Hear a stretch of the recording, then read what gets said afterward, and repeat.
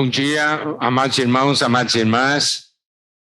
Bem-vindos a essa comunhão de amor. Hoje é um dia de grande alegria para o Senhor, porque Ele está vendo os seus filhos aqui reunidos. Nós somos o resultado da história do amor de Deus por nós. A igreja é esse resultado. Portanto, o que estamos falando aqui não é uma teoria, é a experiência de todos nós, porque um dia fomos salvos pelo Senhor. Não somente isso, o Senhor nos salvou e nos colocou no seu corpo, que é a igreja. A igreja é o corpo de Cristo.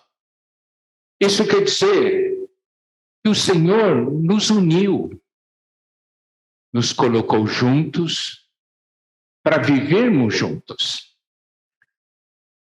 Nossa comunhão hoje estará baseada no livro de Colossenses, capítulo 1, a partir do versículo 18, até alguns outros versículos mais à frente. Esse versículo diz para nós o seguinte, Colossenses 1,18. Ele é a cabeça do corpo da igreja. Ele é o princípio, o primogênito dentre os mortos, para em todas as coisas ter a primazia. Esse versículo começa com essa afirmação. Ele é a cabeça do corpo da igreja. Graças a Deus, isso mostra que no universo existe um corpo, que é o corpo de Cristo, e nós fazemos parte desse corpo. Mas nós temos um relacionamento muito especial com Cristo. Por quê? Esse versículo nos diz que Ele é a cabeça do corpo. E agora, nós temos que tocar nesse ponto. Se Ele é a cabeça do corpo, Ele é também sua cabeça. Isso é algo muito especial. Nós não somos membros divididos, espalhados, dispersos. Nós somos membros edificados porque nós temos Cristo como cabeça. Você sabe, muitas vezes nesse momento nós ouvimos as pessoas falarem: minha vida está uma confusão. Está tudo em desordem. Parece que não tem nada que combina com nada. E é aí que entra essa realidade. Nós precisamos do encabeçamento de Cristo. Um corpo sem cabeça. O que é que expressa? Confusão. Um corpo sem cabeça. O que expressa? Falta de direção, falta de coordenação, falta de propósito. Mas graças a Deus, amado irmão, amada irmã, Cristo é sua cabeça, Cristo é minha cabeça. E nós estamos aqui nessa terra para testificar que nós temos cabeça. O mundo hoje pode viver numa confusão, mas nós não vivemos em confusão, porque nós temos Cristo em nossas vidas. O livro de Colossenses mostra Cristo como centro, aquele que une todas as coisas, aquele que sustenta todas as coisas. E nesse versículo 18, além dessa expressão, ele é a cabeça do corpo, tem outra expressão que diz, ele é o princípio. Ele é o início. Sabe que essa afirmação, Cristo ser um princípio, é algo que é desenvolvido de uma maneira muito forte no livro de Apocalipse. Em Apocalipse, capítulo 1, versículo 8, diz o seguinte, eu sou o Alfa e o Ômega. Alfa é a primeira letra do alfabeto, Ômega é a última letra do alfabeto grego. Então, quando diz, eu sou o Alfa e o Ômega, diz o Senhor Deus, aquele que era e que há de vir, o Todo-Poderoso. Se ele é o Alfa, ele é o começo, é a primeira letra. Apocalipse 1, versículos 17 e 18, diz o seguinte, quando o vi, caí a seus pés como morto, porém ele pôs sobre mim a mão direita, dizendo, não temas, eu sou o primeiro e o último, e aquele que vive, estive morto, mas eis que estou vivo pelos séculos dos séculos, e tenho as chaves da morte e do inferno. Aqui, o Senhor nos diz que ele é o primeiro e o último. Em Apocalipse, capítulo 2, versículo 8, diz, ao anjo da igreja em Esmirna escreve, estas coisas diz o primeiro e o último, que esteve morto e tornou a viver. Em Apocalipse 21, versículo 6, disse-me ainda, tudo está feito, eu sou o Alfa e o Ômega, o princípio e o fim. Eu, a quem tem sede, darei de graça da fonte da água da vida. E em Apocalipse 22, versículo 13, eu sou o Alfa e o Ômega, o primeiro e o último, o princípio e o fim. Então, nós podemos ver a importância, primeiramente, de termos Cristo como cabeça em nossas vidas. Temos Cristo como cabeça em nosso relacionamento. É Cristo que garante a paz entre nós. É Cristo que garante o bom relacionamento entre nós e é Cristo que garante a coordenação entre nós. Mas não é só isso. Filipenses 1,18 diz que ele é o princípio. Isso quer dizer, tudo tem que começar com Cristo. Tudo tem que começar em Deus. Como ele é o primeiro, o último, o princípio e o fim, nós podemos ver aqui duas características. Quando falamos primeiro e último, referimos ao espaço, à posição. Quando falamos princípio e fim, referimos ao tempo. Quer dizer que ele tem que começar tudo. E tem que ser o primeiro em tudo. Amém? Isso, amados irmãos, isso é que dá sentido para as nossas vidas. Agora, a grande pergunta é, em nossas vidas, quem está começando as coisas? Nós mesmos? O mundo? Ou é Cristo? Quando Cristo começa, Cristo leva adiante. E vai garantir que nós cheguemos até o fim. Muitas vezes nós ouvimos a expressão, né? Nadou e morreu na praia. Quer dizer, começou, mas não chegou no fim. Amado irmão, amada irmã, nós iniciamos tantas coisas em nossa vida. Qual é o fim? Qual que é o resultado? Sabe o que vai garantir o resultado? É ter Cristo como cabeça. É ter Cristo como primeiro. É ter Cristo como o início.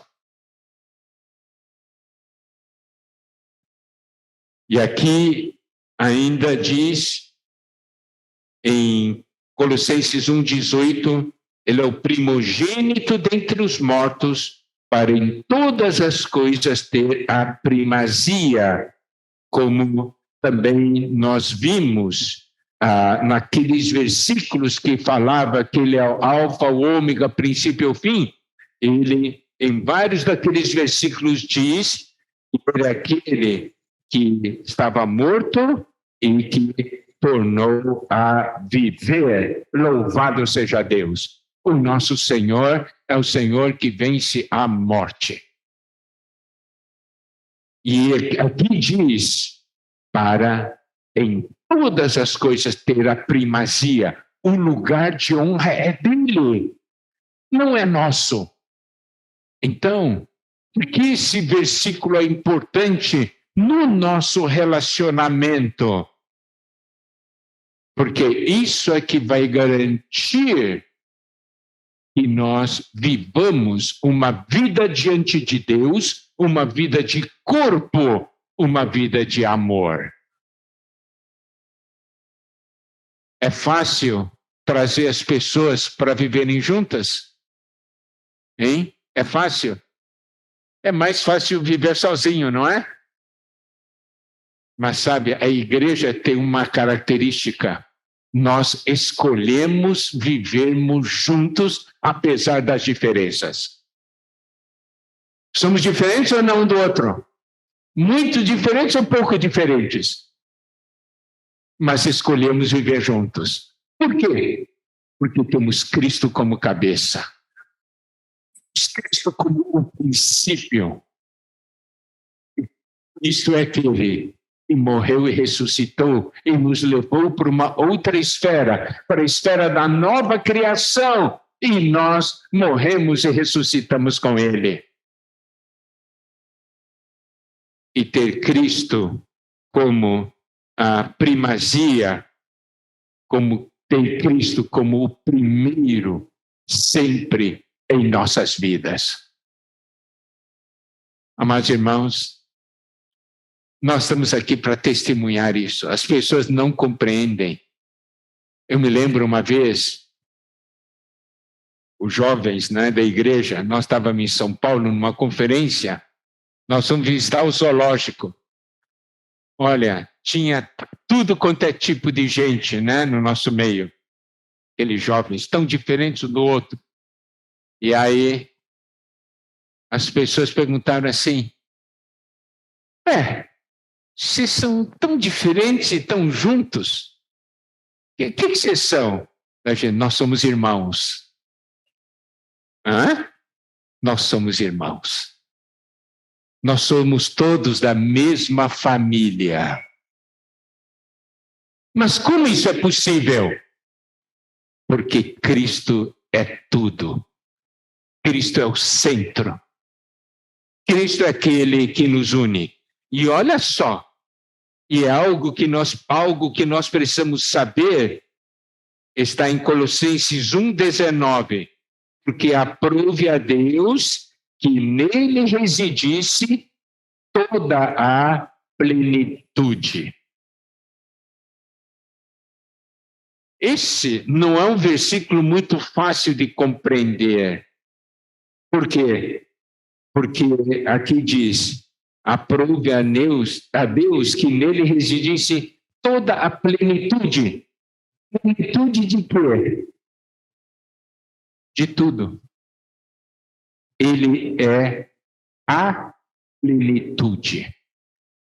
E para reforçar, aqui diz toda a plenitude. Plenitude já é em pleno, não é? Mas quando fala toda a plenitude, é algo muito, muito grande.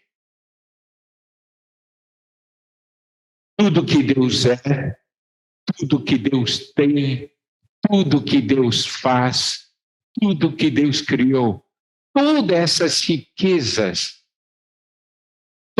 tudo isso está nele. E esse que tem toda a plenitude é nossa cabeça. O que isso quer dizer? Está disponível para você e para mim. Estamos vivendo ou não tempos difíceis?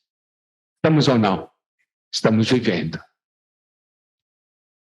E aí, nos tempos difíceis, sempre temos um desejo. Gostaria que nesses tempos difíceis não me faltasse nada. Não é? Você não pensa assim? Você não tem esse desejo? Tem ou não tem? Se você tem Cristo, e esse Cristo, nesse Cristo está toda a plenitude. Falta algo a você?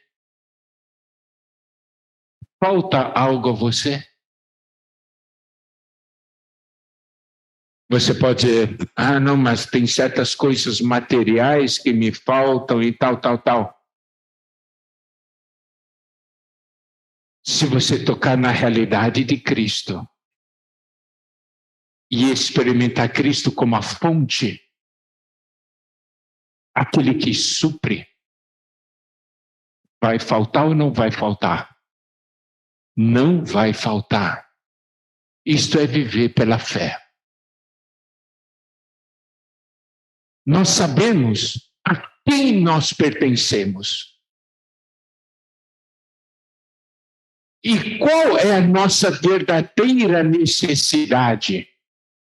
As coisas que passam ou as coisas eternas? As coisas que passam, passam. Eu não sei se vocês estão acompanhando, grandes grupos, né, estão quebrando, correto? Grandes grupos econômicos estão quebrando. Grandes fábricas, você olhava assim, essa loja, essa coisa aqui, e aqui para nós em Uberaba, né? Itaipava, não é isso? Você olhava para aqueles e assim, puxa, esses caras são uma potência. Potência? Fachada. Tudo passa. Mas nós temos riquezas que são eternas. Riquezas que não passam. Riquezas que nós levamos para a eternidade. E você sabe, viver a vida da igreja possibilita a cada um de nós ganhar mais e mais de Cristo e juntos experimentarmos toda essa plenitude. Olha só, Efésios 1, 22 e 23. Efésios capítulo 1, versículos 22 e 23. E pôs todas as coisas debaixo dos pés, e para ser o cabeça sobre todas as coisas, o deu à igreja, a qual é o seu corpo, a plenitude daquele que a tudo enche em todas as coisas. Efésios 1 mostra que Deus se derramou sobre nós com toda a plenitude, e aqui nos mostra que ele pôs todas as coisas debaixo dos pés do Senhor, e para ser o cabeça sobre todas as coisas, o deu à igreja. Nós recebemos esse Cristo, que é cabeça sobre todas as coisas. E nós somos seu corpo. Nós somos a plenitude daquele que a tudo enche todas as coisas. Amados irmãos, amadas irmãs, nesses tempos finais, nos momentos difíceis, nós podemos, de repente, sentir um vazio, mas não deixe isso te enganar, porque nós temos aquele que a tudo enche em todas as coisas. Não é? Não há lugar para vazio em nós. Não há lugar para vazio em nós. Nós temos Cristo, nós temos os irmãos.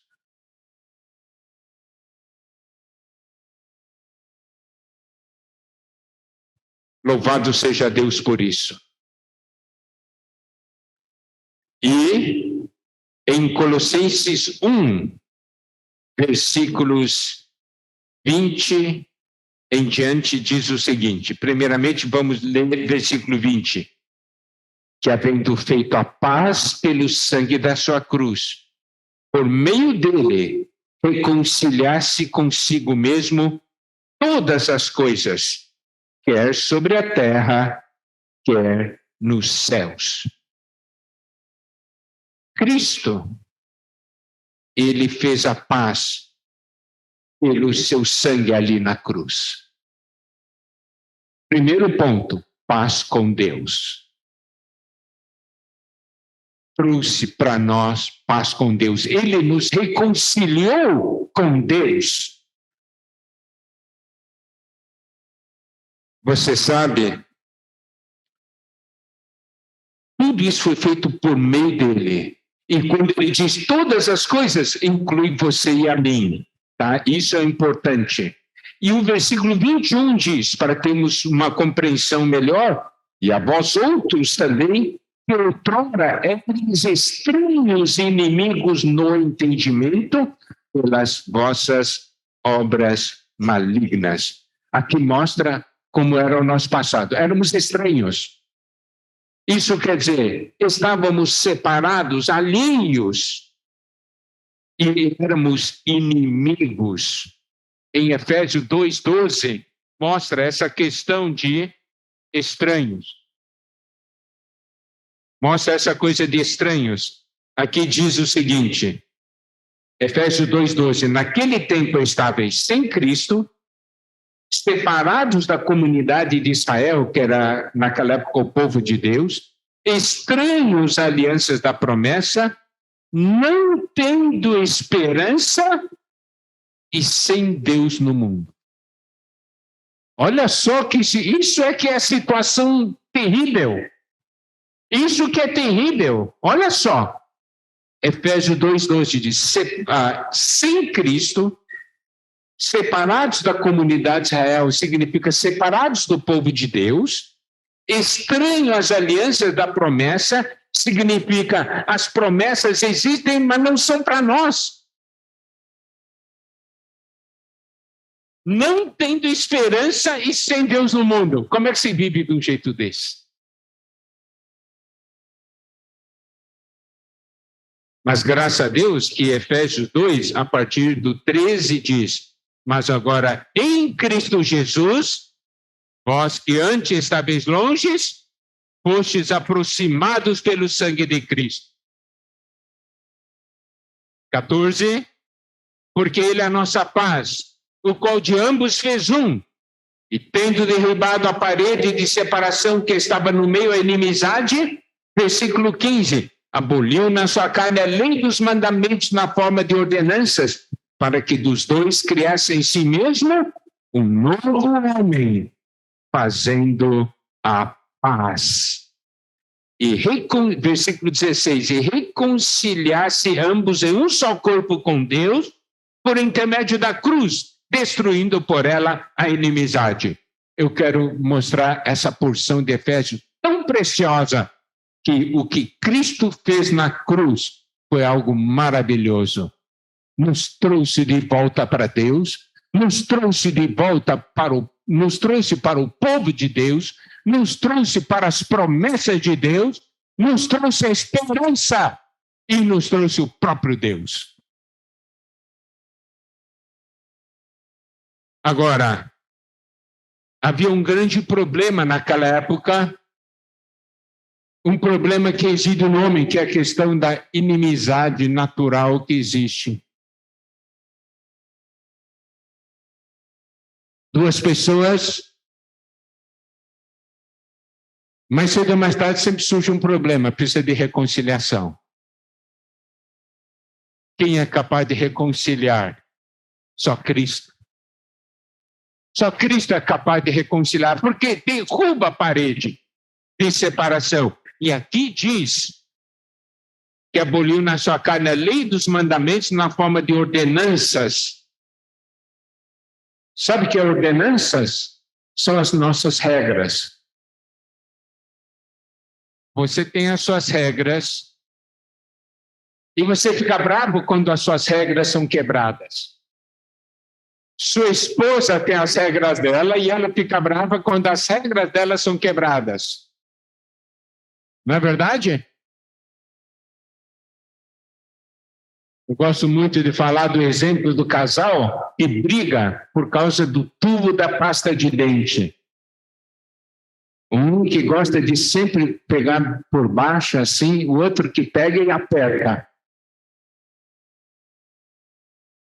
Eu vou dizer uma coisa, eu já vi brigas imensas por causa do tubo da pasta de dente. Você acredita nisso? Que diferença faz apertar no fim, ali de baixo, e apertar no meio? Que diferença faz? Importante é que saia a pasta para a escova. Mas é sua ordenança. Você quer que as coisas sejam desse jeito, e isso levanta uma inimizade. Por que eu estou levantando esse assunto? Porque Efésios, nessa porção, fala, e Efésios revela o problema que há entre nós, no nosso relacionamento. Por que você briga com irmãos e irmãs? Por causa das suas ordenanças. Não é porque o irmão virou herege. Oh, ele está falando heresia. Mas porque está bravo, porque está brigando com ele, porque ele pôs limão na salada. Aí eu detesto limão. E o irmão vira seu inimigo por causa do limão.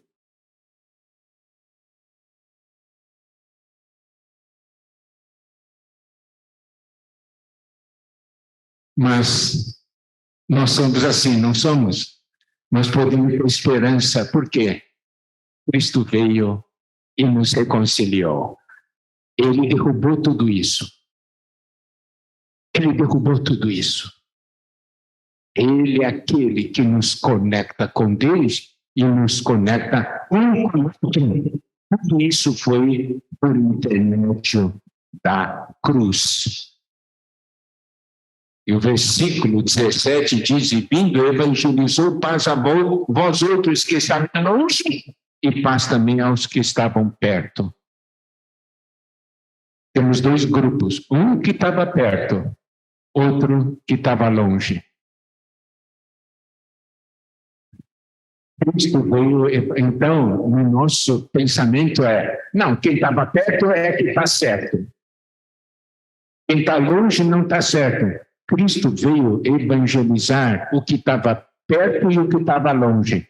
Os dois precisam. Todos nós precisamos de Cristo. É Cristo que nos une.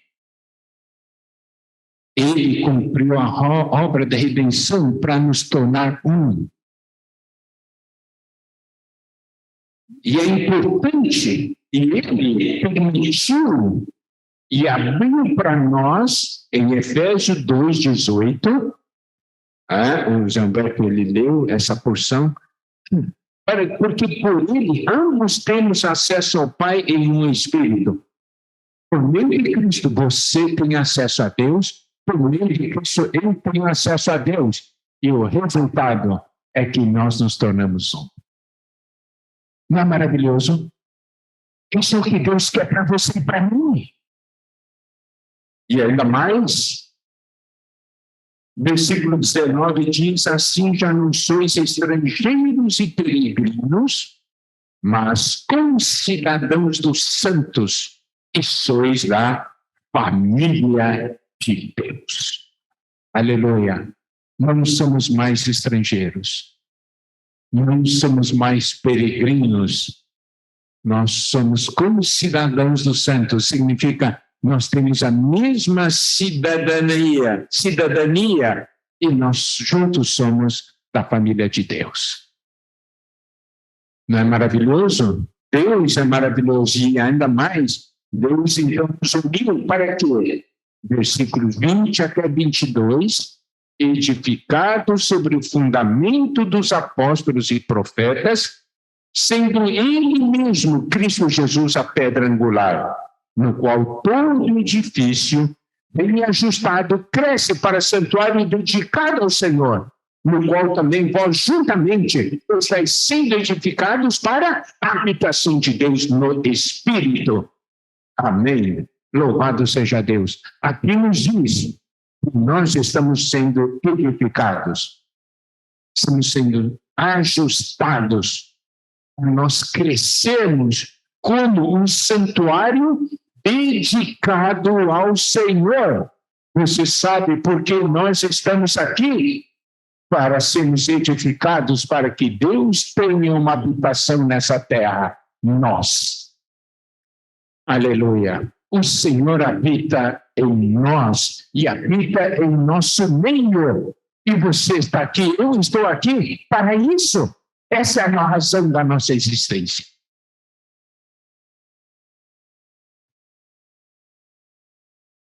Essa é uma razão nobre, não é? É uma razão nobre. Agora, vamos voltar àquela porção de Colossenses 1:21, que diz: e vós outros também, que outrora erais estranhos e inimigos no entendimento pelas vossas obras malignas. Isso mostra uma coisa, que o grande problema está na nossa mente. O que nós pensamos, o que nós achamos. O grande problema está em nossa mente. É essa mente corrompida que nos faz, que nos leva a praticar essas obras malignas. Por isso nós precisamos da renovação da nossa mente. Por isso que nós precisamos da palavra de Deus para vir e lavar. Cristo é aquele que consegue resolver esse problema. Olha só, no versículo 22, tá, de Colossenses 1, tá, Colossenses 1, 22 diz o seguinte: agora, porém, vos reconciliou no corpo da sua carne, mediante a sua morte, para apresentar-vos perante ele santos, inculpáveis e irrepreensíveis. Olha só, eu queria que todos percebessem o seguinte. No versículo 21, quando fala que éramos estranhos, Efésios nos mostra que ele nos aproximou. Aqui que mostra 21, fala que nós éramos inimigos. No versículo 22 diz que ele nos reconciliou. Você sabe, como pecadores, nós precisamos da redenção. Como inimigos, nós precisamos de reconciliação. Nós precisamos de reconciliação com Deus. E essa reconciliação está em Cristo. Louvado seja o Senhor.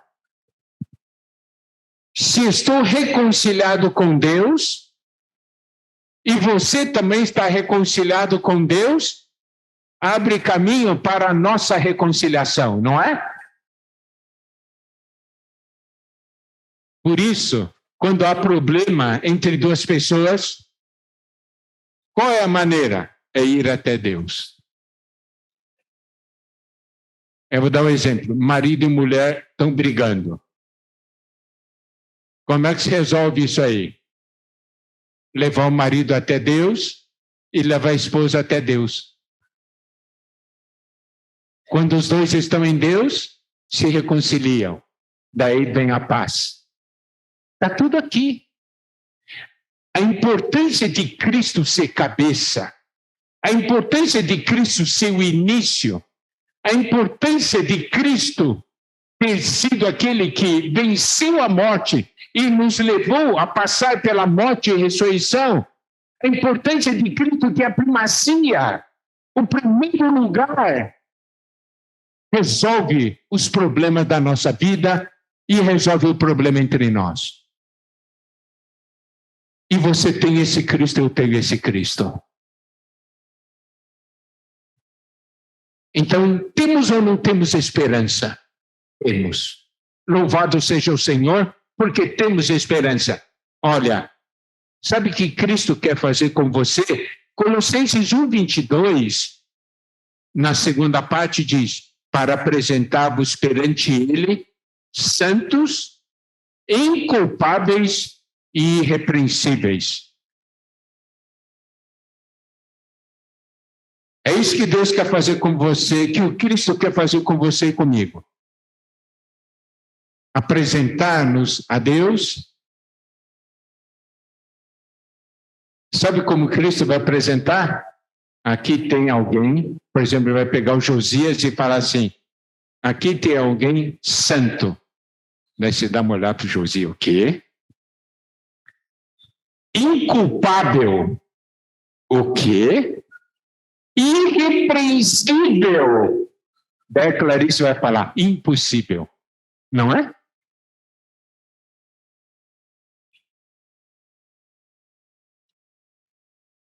Aqui diz, para apresentar-vos. Está falando de você e de mim.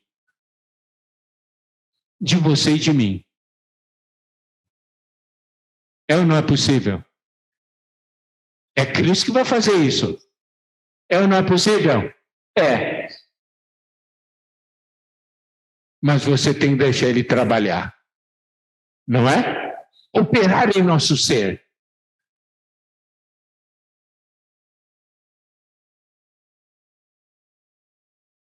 Você sabe que há muitas porções na Bíblia que falam disso? Quer ver? Ó, aqui, ó, eu vou ler de novo Colossenses 1:22. Agora, porém, vos reconciliou no corpo da sua carne, mediante a sua morte, para apresentar-vos perante ele santos, inculpáveis e irrepreensíveis. Então, Cristo quer apresentar, correto? Agora, olha só, Efésios 1, versículos 3 e 4. Bendito Deus e Pai de nosso Senhor Jesus Cristo, que nos tem abençoado com toda sorte de bênção espiritual nas regiões celestiais em Cristo, assim como nos escolheu nele, antes da fundação do mundo, para sermos santos e irrepreensíveis perante ele. Aqui diz claramente que ele nos escolheu antes da fundação do mundo para sermos o quê? Santos e irrepreensíveis perante ele. Se ele nos escolheu assim, ele vai nos fazer assim.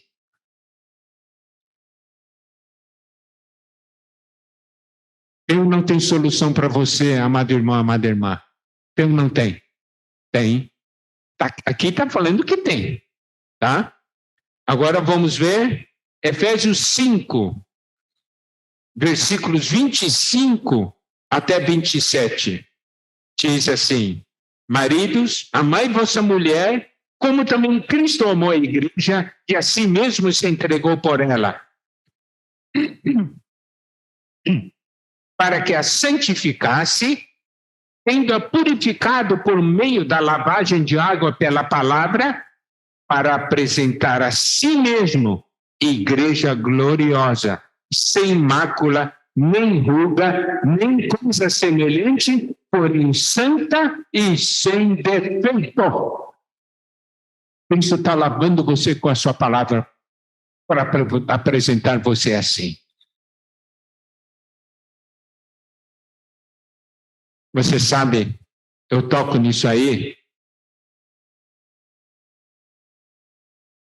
nesses versículos, eu toco no coração de Deus o que Ele quer para mim. Isso é o que Ele quer para você também. Por isso, não vamos ser enganados pelo inimigo. Essa é a nossa porção.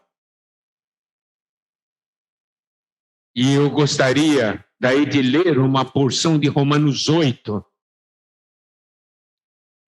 Eu vou dizer uma coisa.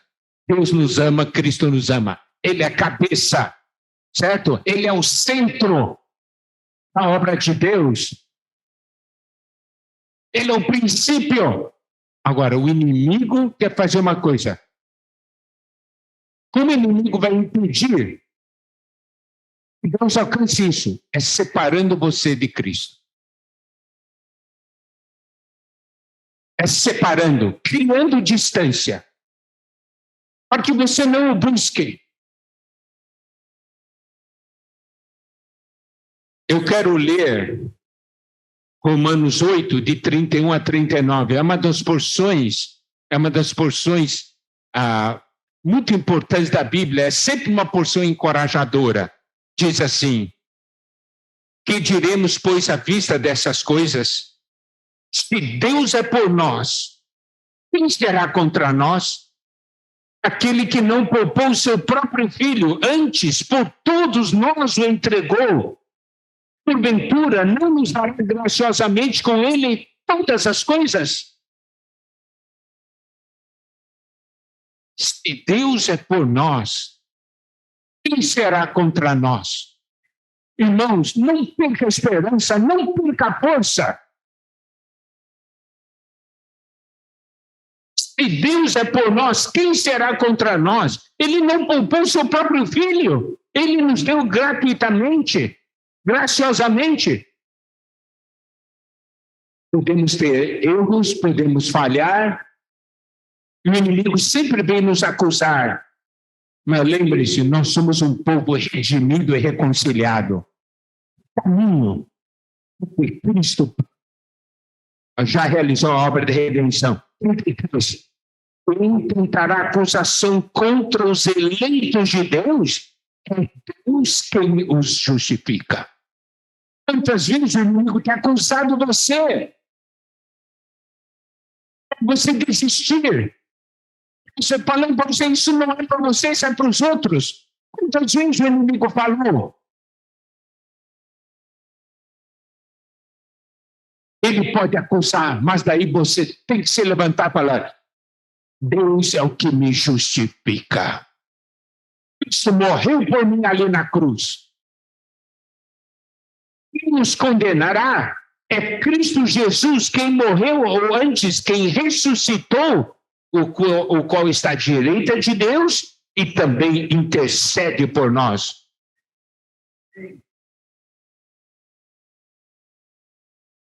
Quem nos separará do amor de Cristo?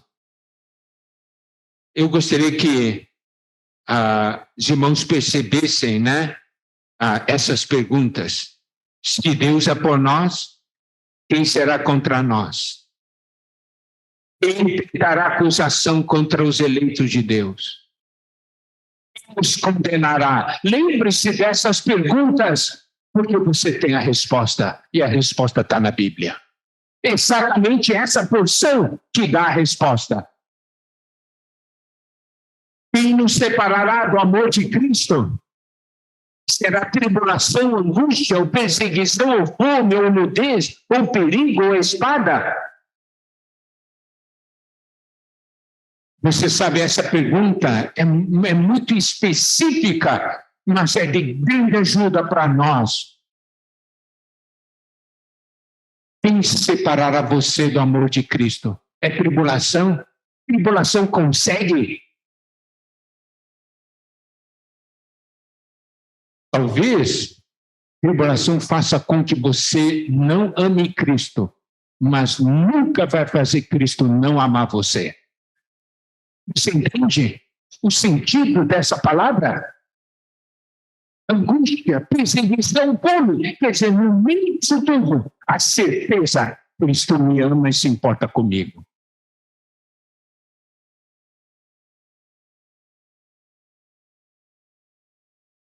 e nos separar do amor de Cristo será tribulação, angústia, ou perseguição, fome, nudez, ou perigo, ou espada. Como está escrito, por amor de ti, somos entregues à morte o dia todo, fomos considerados como ovelhas para o matadouro. E em todas essas coisas, porém, somos mais que vencedores, por meio daquele que nos amou.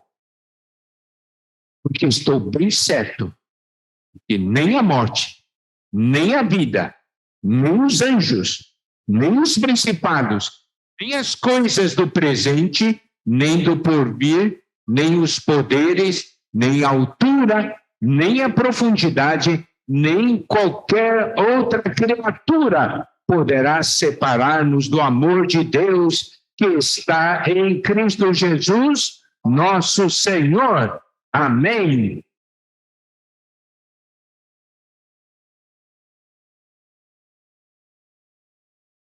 Então, Deus, o Senhor, quer fazer algo, nos apresentar santos, inculpáveis e irrepreensíveis.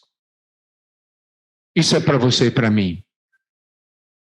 Claro que quando olhamos para nós nos vemos cheios de erros. Mas o importante é que Cristo está trabalhando em nós, não é? Nós temos consciência desse fato. Nós não vamos deixar que esses erros nos separem do amor de Cristo. E o versículo 23 de Colossenses 1 diz: se é que permaneceis na fé, alicerçados e firmes, não vos deixando afastar da esperança do evangelho que ouvistes e que foi pregado a toda criatura debaixo do céu e do qual eu, Paulo, me tornei ministro. Então, Paulo diz, permaneçam na fé, alicerçados e firmes, não vos deixando afastar da esperança do Evangelho.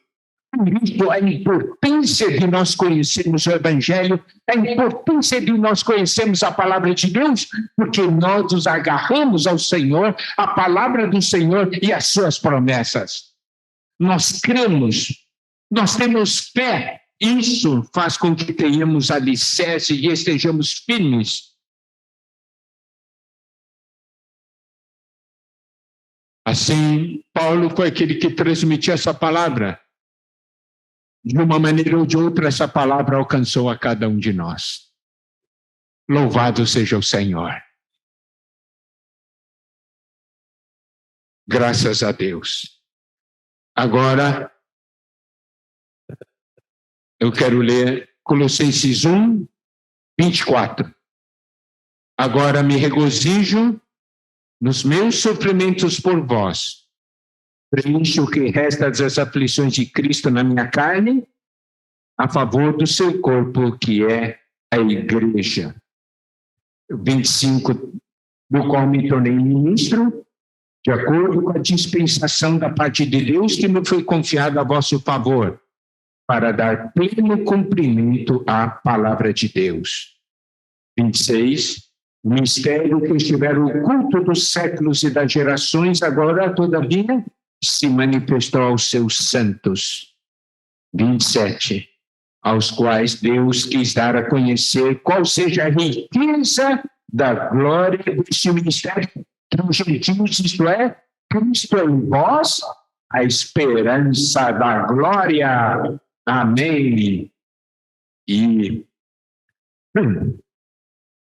eu vou ler ainda 28 e 29, o qual nós anunciamos, advertindo a todo homem e ensinando a todo homem toda a sabedoria, a fim de que apresentemos todo homem perfeito em Cristo. Para isso é que eu também me afadigo, esforçando-me o mais possível, segundo a sua eficácia que opera em mim. Aqui, nessa porção que nós lemos, Paulo diz o seguinte, né? Que ele se regozija em poder sofrer pelos irmãos. Mas esse sofrimento não é sofrimento para salvação, para redenção. é o sofrimento ligado à edificação do corpo de Cristo. Permitir que Deus trabalhe em mim, ter comunhão com os irmãos para que Deus trabalhe nos irmãos, não é? Nós sofremos porque nós queremos que Cristo nos edifique. Queremos que Cristo opere em nós e, para isso, precisa da sua participação e da minha participação, não é? Então, vai sofrer um pouco. Por quê? Por exemplo, se eu estou junto com o Zomberto, nós somos diferentes, mas nós temos a mesma visão, a mesma vida, não é? E vamos permitindo Deus operar em nós. Eu sofro, ele sofre, mas nós estamos sendo edificados, não é? É a mesma coisa que um casal, a mesma coisa. São casados, se amam, têm a mesma visão, vivem para o mesmo propósito, são diferentes, mas sofrem e mantêm a família unida. Mas nós estamos falando agora da família de Deus, estamos falando da edificação do corpo de Cristo.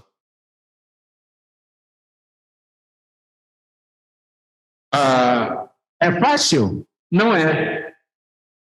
Mas todos nós temos esperança, porque aqui diz: riqueza da glória desse mistério entre os gentios, isto é, Cristo em vós, a esperança da glória. Você tem Cristo em você? Então você tem que dizer: eu tenho esperança da glória, porque Cristo é que vai operar isso em mim. Ele vai me glorificar, Ele quer me apresentar santo e inculpável, e eu preciso, e nós temos que ajudar uns aos outros.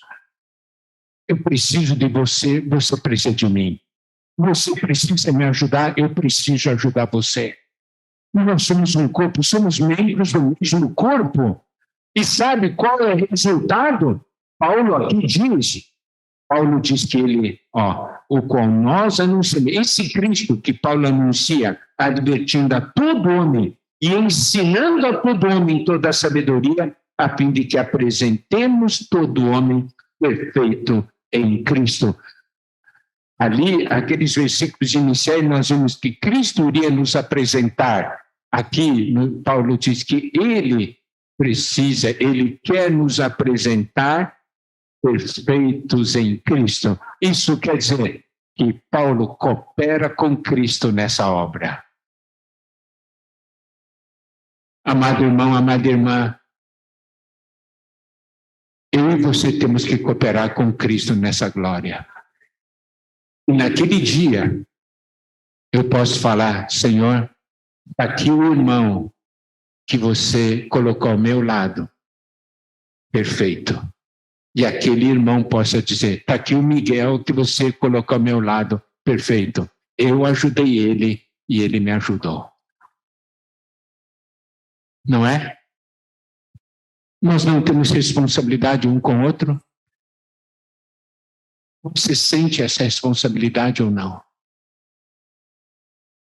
Você sente essa responsabilidade?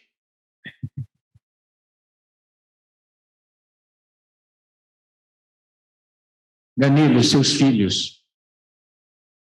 Você sente responsabilidade pelos filhos?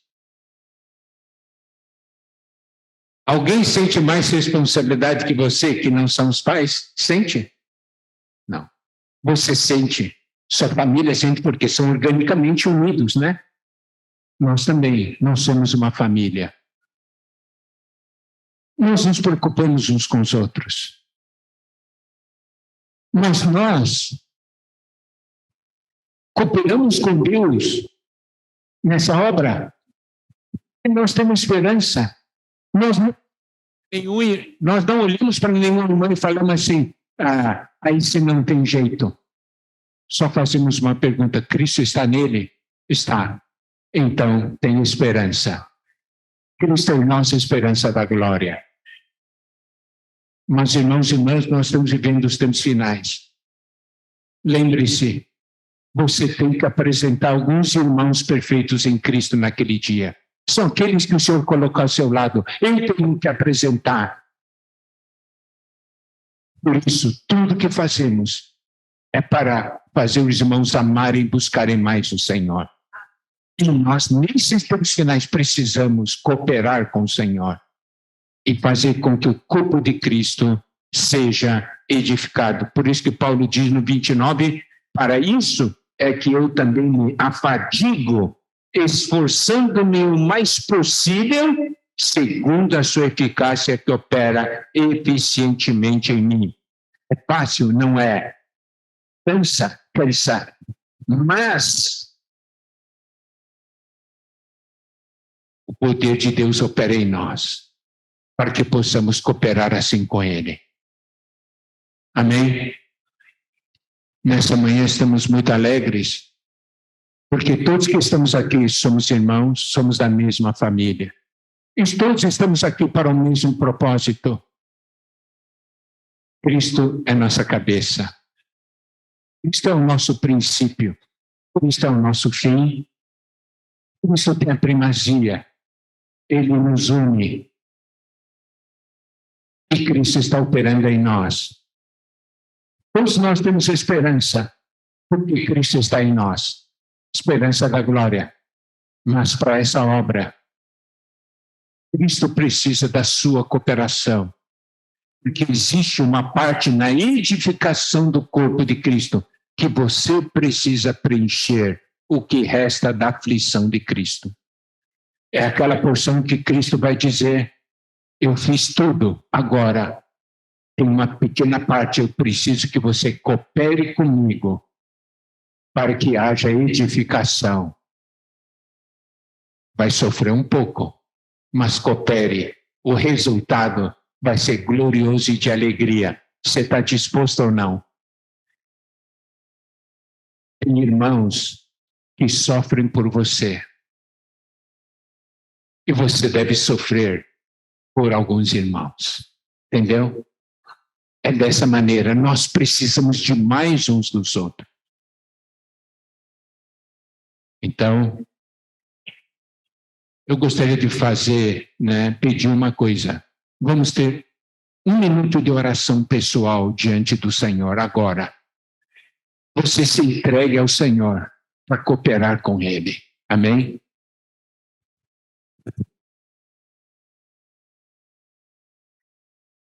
Nós vamos agora cantar um hino, aquele Recebi um Novo Coração do Pai. Eu gostaria, amado irmã, que ao cantar esse hino, você toque no coração de Deus, você possa ver como você é importante na família de Deus e como você é importante para os irmãos, e como os irmãos são importantes para você. E que, ao cantarmos, nós possamos, por um lado, com o coração voltado ao trono. Mas esse é um hino que nós cantamos um para o outro, entendeu? Esse não é um hino voltado para cantar para Deus. Esse é um hino em que nós cantamos um para o outro, dando um testemunho diante de Deus e dos homens. Então, ao cantarmos, claro, você tem que ler a letra, né? Mas olhando a letra, olhe também para os irmãos. E cante para os irmãos, tá bem? Que o Senhor tenha alegria nessa manhã ao olharmos para todos nós. Amém.